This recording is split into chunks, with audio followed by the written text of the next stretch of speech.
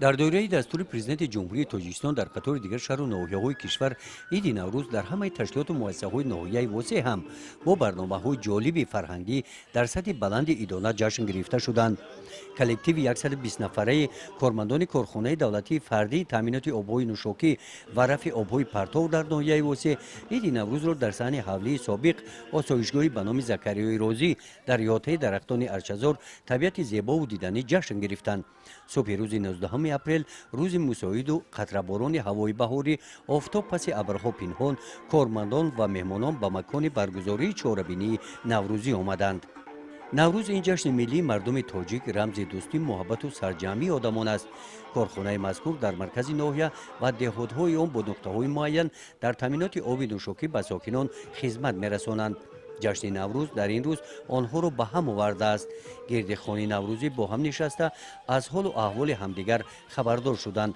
این صحبت‌ها از چهره‌های کارمندان نمایان بوده دوستانه و صمیمی میباشند. در گوشه دیگری میدان جشنواره نوروزی طعام‌های خاص نوروزی پخته می‌شدند.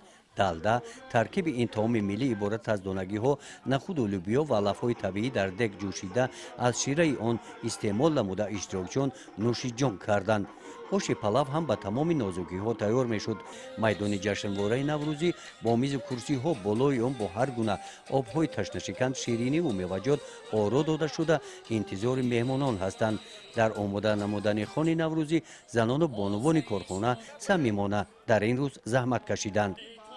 در جشن نوروزی این کارخانه جانشین رئیس ناحیه وسیع و رئیس کمیته اجرایی حزب خلقی دموکراتیک تاجیکستان در ناحیه وسیع اشتراک داشتند و به این مناسبت کارمندان این مؤسسه دولتی را تبریک نمودند. در همین محیط سردار کارخانه کلکتیو کارمندان را به مناسبت عید نوروز تبریک نموده به همه آنها سلامتی و در اجرای مسئولیت بعضیمه‌شان گذاشته شده برای و کامیابی‌ها تمنا کردند. در همین محیط با اقدام رهبریت کارخانه معرکه خدنسور 2 نفر کودکان گذرانیده شده به این مناسبت به آنها مکافات تقدیم کرده شدند. در قسمت فرهنگی جشنواره نوروزی کارمندان بخش فرهنگ ناحیه با سرودهای دلنشین نوروزی خاطر کارمندان و اشتراکچیان معرکه نوروزی را شاد گردانیدند.